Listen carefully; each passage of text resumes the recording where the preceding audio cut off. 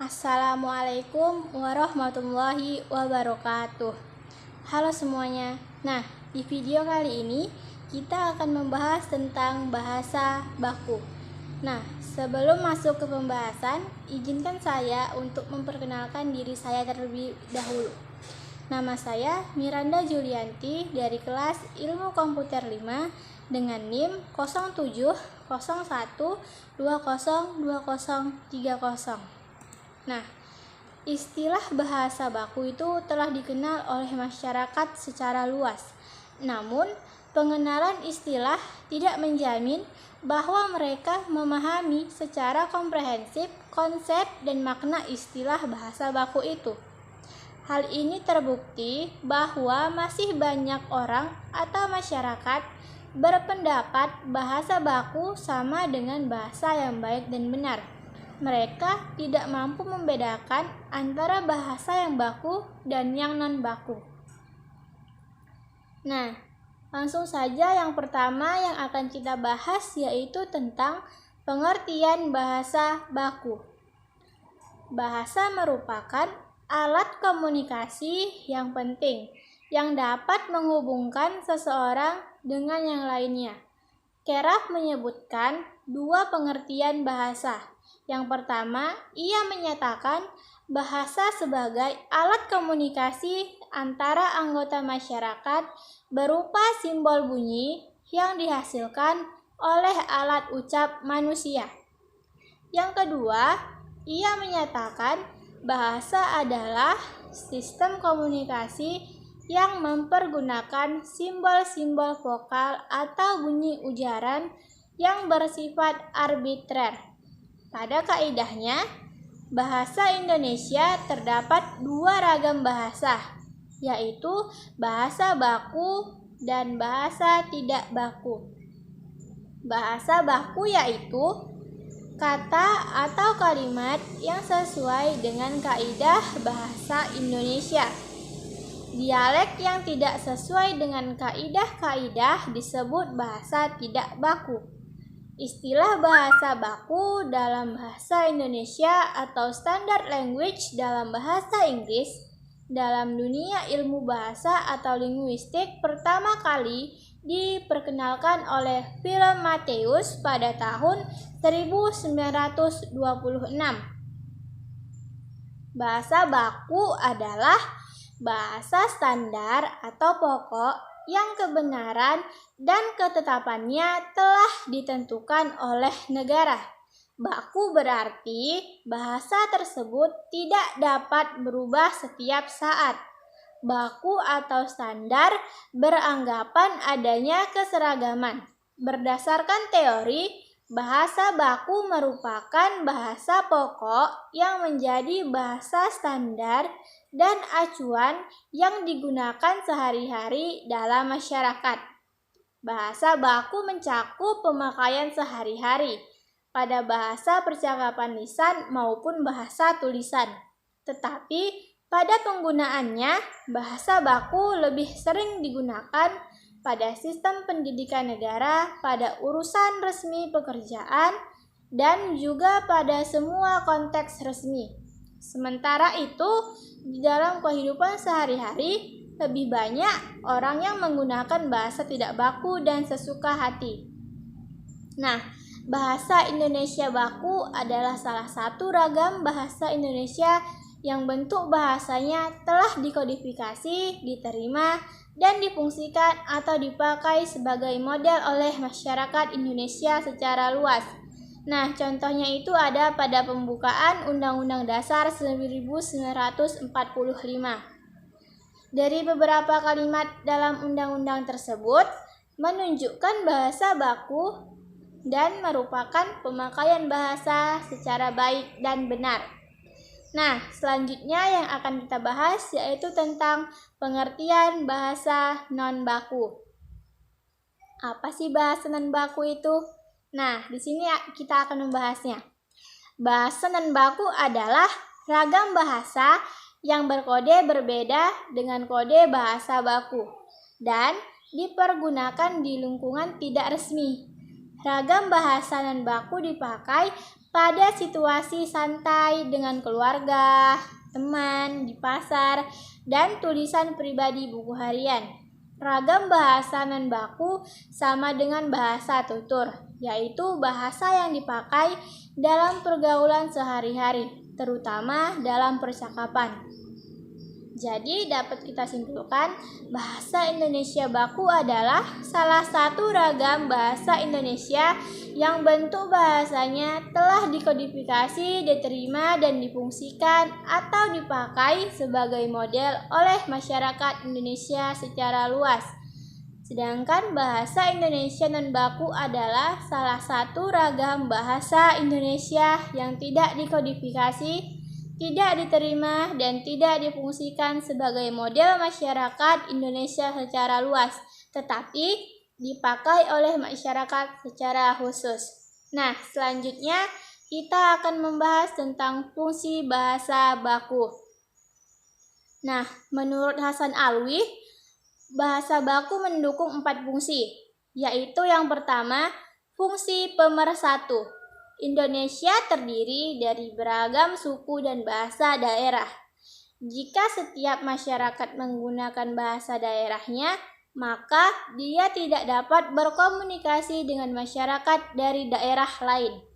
Fungsi bahasa baku di sini untuk memperhubungkan semua penutur berbagai dialek bahasa itu. Nah, dengan demikian, bahasa baku mempersatukan mereka menjadi satu masyarakat bangsa. Yang kedua, fungsi pemberi kekhasan. Maksudnya, suatu bahasa baku membedakan bahasa itu dari bahasa yang lain.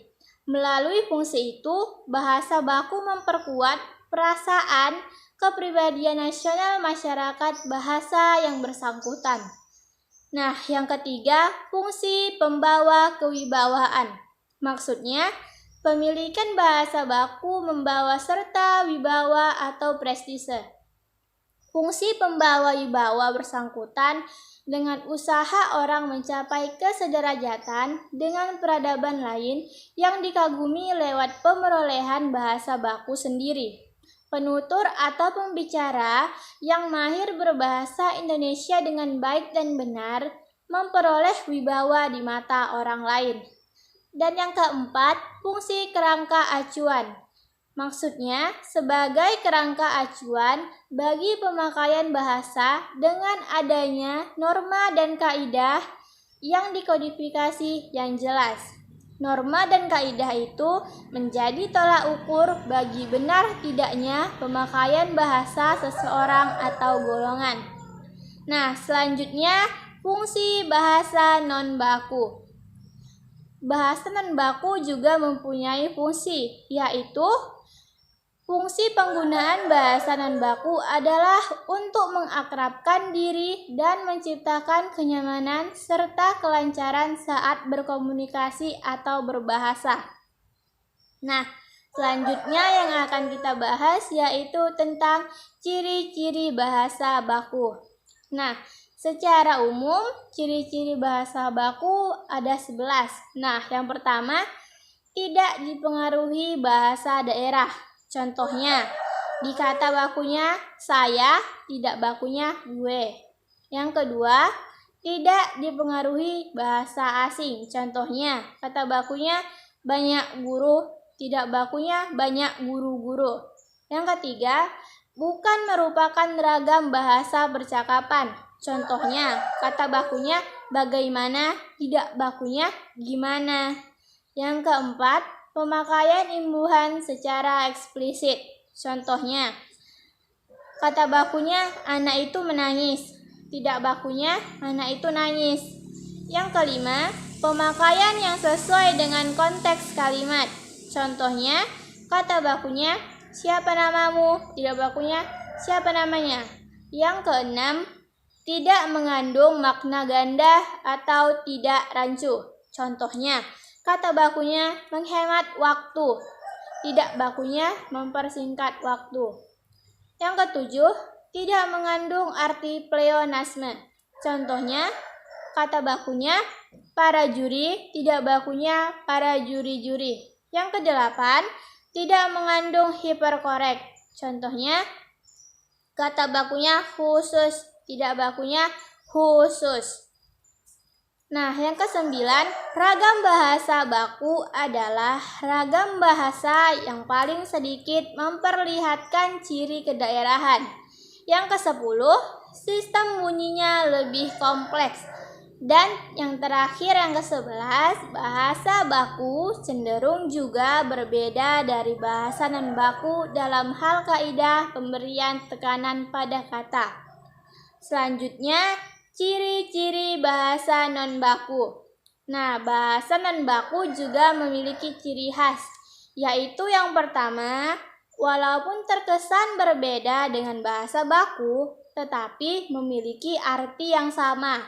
Yang kedua, dapat terpengaruh oleh perkembangan zaman. Yang ketiga, dapat terpengaruh oleh bahasa asing. Dan yang keempat, digunakan pada situasi santai atau tidak resmi. Nah, selanjutnya yang akan kita bahas yaitu tentang pemakaian bahasa Indonesia baku dan non-baku dengan baik dan benar. Pemakaian bahasa yang mengikuti kaidah bahasa yang dibakukan atau yang dianggap baku adalah pemakaian bahasa Indonesia baku dengan benar. Dengan demikian, pemakaian bahasa Indonesia baku dengan benar adalah pemakaian bahasa yang mengikuti kaidah bahasa atau gramatikal bahasa baku. Nah, sebaliknya, pemakaian bahasa Indonesia non-baku dengan benar adalah pemakaian bahasa yang tidak mengikuti kaidah bahasa atau gramatikal baku, melainkan kaidah gramatikal non-baku. Pemakaian bahasa Indonesia baku dengan baik adalah pemakaian bahasa Indonesia yang mengikuti atau sesuai dengan fungsi pemakaian bahasa baku.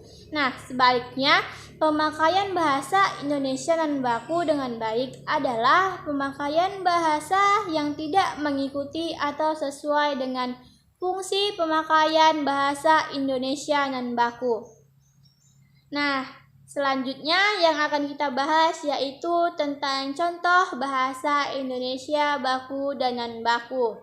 Nah, di sini saya akan sedikit menyampaikan beberapa contoh dari bahasa Indonesia baku dan non-baku. Yang pertama yaitu ada kata absorpsi, tidak bakunya absorpsi. Yang kedua, adab, tidak bakunya adab.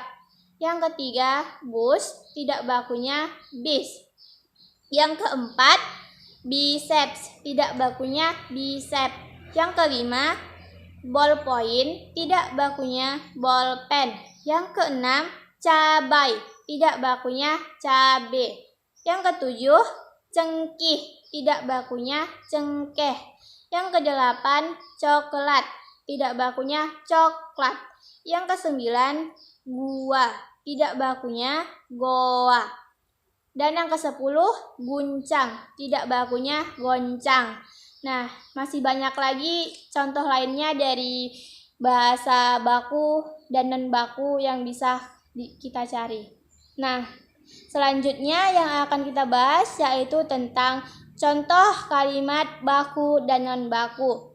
Yang pertama, kalimat bakunya, semua peserta pertemuan itu sudah hadir. Kalimat non-bakunya, semua peserta daripada pertemuan itu sudah pada hadir. Yang kedua, kalimat bakunya, apotek kimia farma ada di mana-mana. Kalimat non-bakunya, apotek kimia farma ada di mana-mana. Yang ketiga, kalimat bakunya, harga cabai terus saja melambung. Kalimat non-bakunya, harga cabai terus saja melambung. Yang keempat, kalimat bakunya, mereka yang suka buang sampah di sini sungguh tak punya adab. Kalimat non-bakunya, mereka yang hobi nyampah di sini beneran gak punya adab. Nah, kesimpulan yang bisa kita tarik adalah bahasa merupakan alat komunikasi yang penting dalam kehidupan. Dengan bahasa, manusia dapat menyampaikan isi pikirannya kepada orang lain. Pada bahasa terdapat dua ragam bahasa, yaitu bahasa baku dan bahasa non-baku. Bahasa baku merupakan bahasa standar atau pokok yang digunakan oleh masyarakat pada suatu negara. Sedangkan bahasa non-baku adalah bahasa yang berbeda dengan struktur atau gaya baku dan biasanya digunakan pada lingkungan atau keadaan tidak resmi. Bahasa Indonesia juga memiliki bahasa baku dan non-baku. Bahasa Indonesia baku pada umumnya sesuai dengan pola SPOK dan biasanya dipelajari di sekolah dan digunakan pada lingkungan dan keadaan yang resmi. Begitupun dengan bahasa Indonesia baku. Masing-masing bahasa baku dan non-baku memiliki fungsi dan ciri yang berbeda, baik itu bahasa Indonesia baku dan non-baku sebaiknya digunakan dan dipakai dengan benar. Nah, demikianlah pemaparan materi tentang bahasa baku yang dapat saya sampaikan. Lebih kurangnya saya mohon maaf. Wassalamualaikum warahmatullahi wabarakatuh.